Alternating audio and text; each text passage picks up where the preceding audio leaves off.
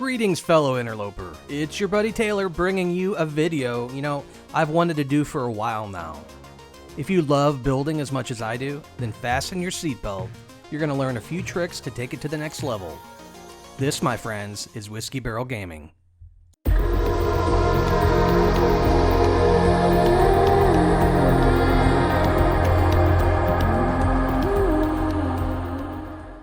Okay, true story. When I first heard the term glitch building, I honestly thought people were using reality glitches like, the electric cube and calcus shroom terbium growths. I thought they were collecting those and building with them. No joke. Then I started seeing builds like this. And this. And this. Are you kidding me? I had no idea how this was done, but it turns out it's glitch building. And when we talk about glitch building, we're talking about 5 basic techniques we'll just go through. And just to be clear, if you haven't figured it out by now, I had nothing to do with the discovery or the innovation of any of these glitches. I'm just a guy who grew up with Lincoln Logs, Legos, and erector sets. But before we dive in, you're going to hear me say things like red state or green state.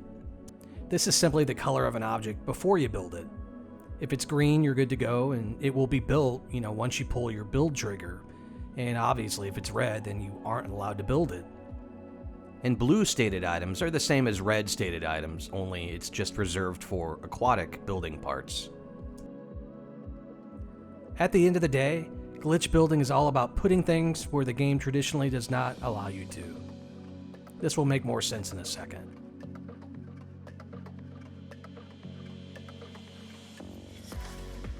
As the name suggests, the adjacency glitch is a way to build a normally red stated part by using an item directly next to it, which can be green stated. A perfect example, and one that is heavily used, is the flooring building frontage combination. Here we can see that our floor is red stated. The game doesn't allow us to place this on top of the paving that's already there. But if you look just to the left of the floor option, there's the building frontage option. Now this can actually be green stated, so we can take advantage of this now. To glitch the floor in, we're going to hit right on the D-pad because the floor is to the right of our frontage on the menu. We're going to hit right on the D-pad at the same time as our build trigger, which is right trigger. And this should glitch in our floor. This is by far the easiest glitch to pull off because it requires little to no delay with the D-pad and the right trigger. Now keep in mind I am on Xbox, so this might be just a little different on PlayStation. Another use for this is getting this cylinder to be centered on the edge of this floor. Now the cylinder won't work, but we can go next door to the paver. The paver snaps perfectly in the center. So if we get that in place without building it, and then adjacency to the cylinder, boom, you can see that we've actually got a perfectly placed and centered cylinder. Now our last example with the adjacency is getting a floor to cut through another object. So say I wanted a light fissure to shine up through the floor, but I didn't want its base to show. Well, I'd love to be able to just put a floor on top of it and just have the light show through, but it red states. We'll just take our frontage and we'll adjacency glitch over to another piece of flooring, and voila, we actually have our floor going through it. And as long as we have red states, we'll just go ahead and keep adjacency glitching, and we can clean up the rest with floors. And now we have our light fissure showing through the floor.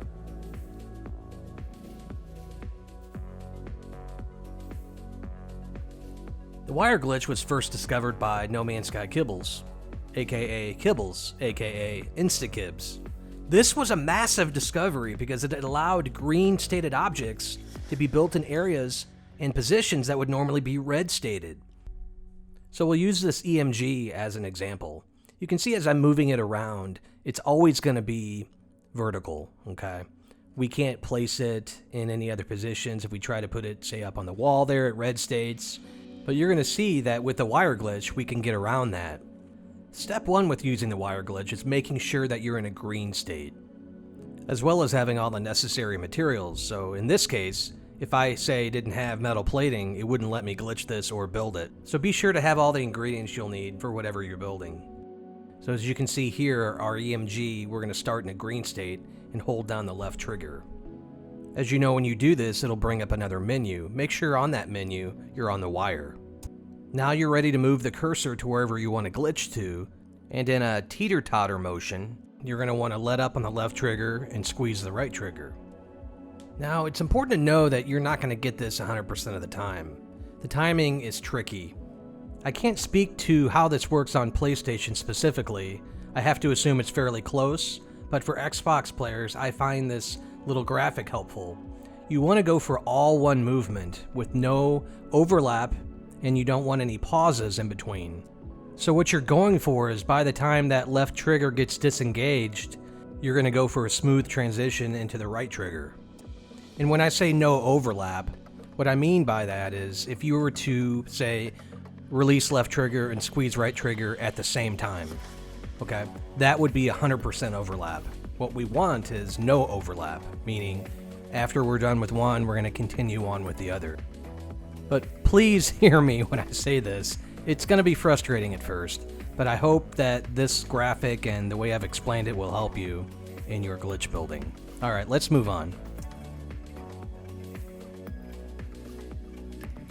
All right, guys, before we jump into the BANJO glitch, I want to talk about the build camera. This is something newer players don't really use or even know it's there. But when you enter your build menu, if you press in on your left thumbstick, you'll enter the build camera, which locks you in place but moves the camera around. This is an awesome way to build, and once you get comfortable using it, you won't want to build any other way. Okay, so let's talk about the BANJO glitch. This was first discovered by a builder by the name of BANJO. The great feature of this glitch is that you don't need a green state to start in. You can start in any state. And all you need is an electrical connection. So I've got a pill light up here that I'm using, but you can use whatever electrical connection you like. You could use a light box, you could use a lamp, a switch.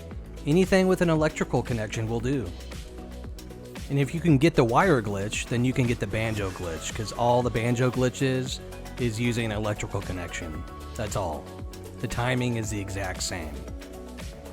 Now, it's awesome not to have to worry about what state your object is in. But the bummer with this glitch is that you can't control how your object glitches, what direction it faces, and so forth. So that leads us to our next glitch. The blender glitch was discovered by Beeblebum and Action Pants Gaming. Not only do you not need to worry about what state your object is in, but by using an extra connector, you actually have control over how the object is rotated, which direction it's facing, and so forth. So to quick review, the BANJO glitch is great if you don't care about positioning. So with these support structures we're glitching onto the wall, you can see that by using the BANJO glitch, we can successfully put them where they usually wouldn't belong. If we wanted to glitch them on the wall, say at an angle, that would not be possible with the BANJO glitch. But with the blender glitch, we'll use an extra connector. And depending on how that connector is turned, that'll determine how the object is glitched. So we've put up a few pill lights. Let's see how the blender glitch works. So as you can see, depending on how that pill light is angled, that will determine how the object gets glitched. Our fifth and final glitch building technique is, well, not really a glitch at all. It's more of an exploit.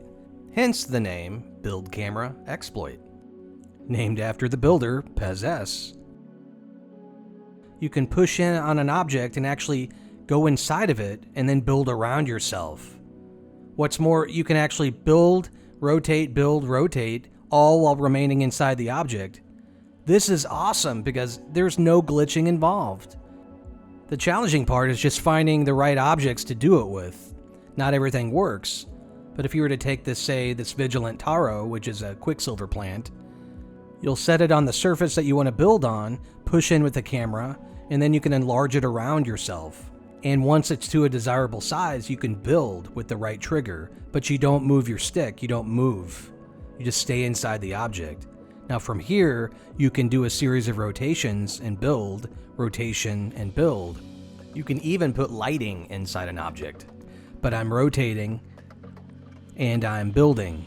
Now, when I back out of this, you will not believe how this looks. Pez actually did this exact same plant and called it the Oreo cookie. You're going to see why in a second.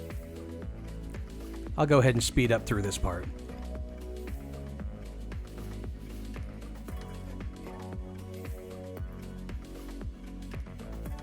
Oh, look at that. And I only did a few.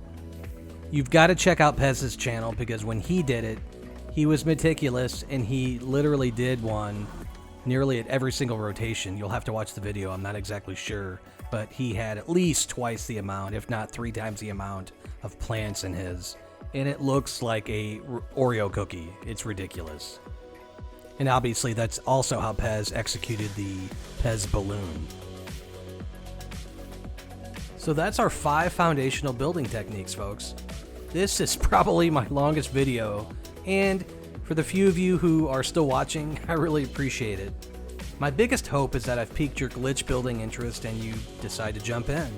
The building community surrounding No Man's Sky is a fantastic group to be a part of. There's a lot of content on YouTube about building, but honestly, do yourself a favor and check out the links in my description to some of my favorites. You'll find the first channel I list is Beeblebum's. This is no accident.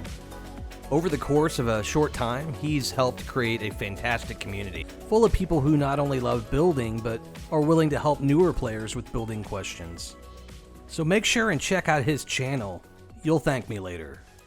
Thanks again for watching. This is Taylor with Whiskey Barrel Gaming, signing off.